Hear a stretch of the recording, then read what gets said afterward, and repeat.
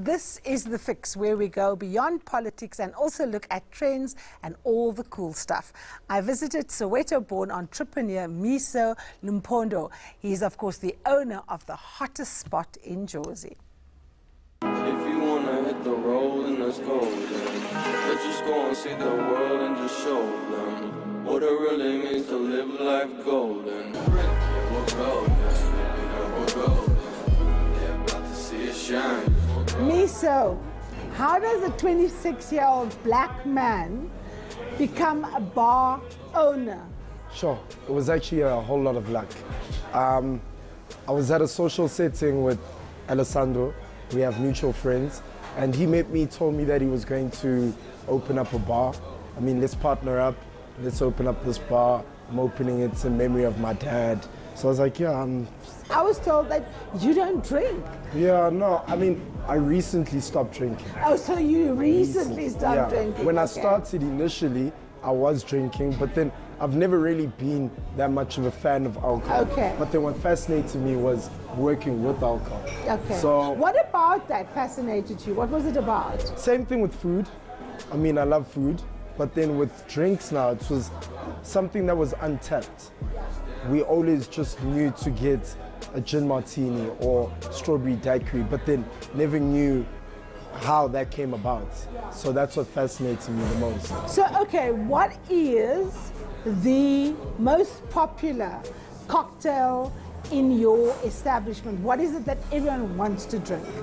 I mean, because it's the gin season here in the country, it has to be the elderflower tonic.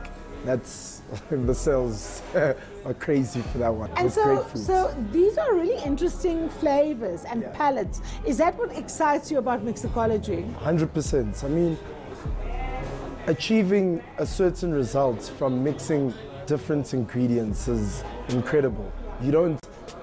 You think you know what the results may be, but then you find yourself discovering new flavors very often. It's fascinating for me because, of course, there's a lot of focus on alcohol abuse, young people, and, of course, having to be responsible.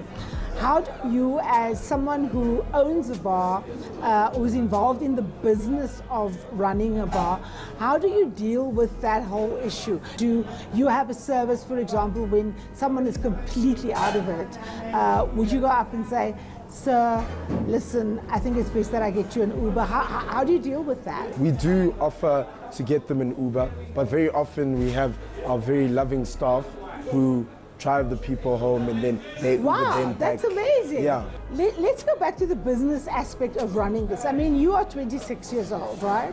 I mean, do you have money? Did you have to go to a bank or to a financial institution to give you money? I mean, this is Youth Month. We're looking at young people doing stuff for themselves. You were Joburger, you've been living in this place all your life. How did you raise the capital to be able to do what you're doing? So, to be very honest with you, I didn't raise any capital. It was literally just intellectual property. So, what do you mean when you say that? So, I knew something that the business wanted. And what was that? That was my profession, which is mixology. Okay, so yeah, I'm a whiskey girl, okay? Yeah. I love whiskey. And so I'm gonna ask you to make me a whiskey cocktail that hits the note, you know, for me, that hits the spot for me. And what goes into your whiskey cocktail here? So my favorite, which is the whiskey cocktail, is called the Breach. And the Breach has bourbon, there's peach syrup, lemon juice, bitters, Cointreau. Shaken and served in a whiskey glass. Not stirred. Not stirred. Not stirred. And here you have it. How do you go about creating a sustainable business, something that is able to bring in money, that is able to, in fact, grow?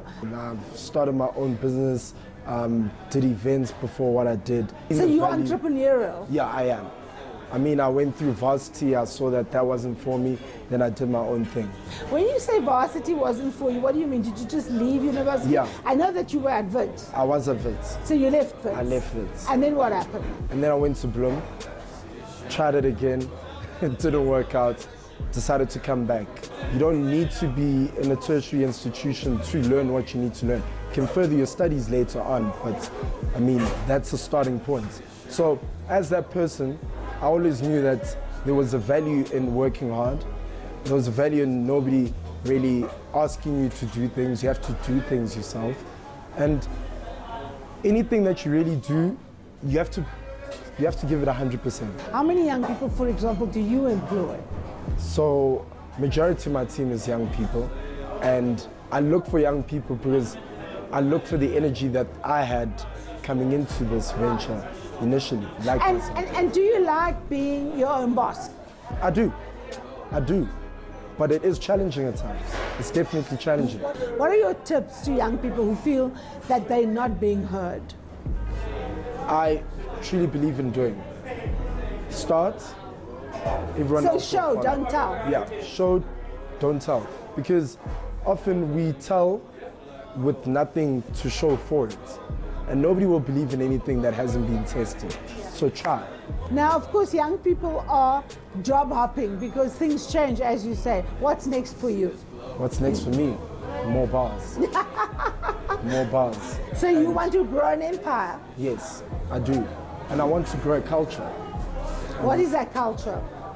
The culture of knowing exactly what you're consuming and appreciating what you're consuming with the people that you love, with the people that you love hang around with. Mmiso, thank you so very much for, of course, allowing us into your incredible space.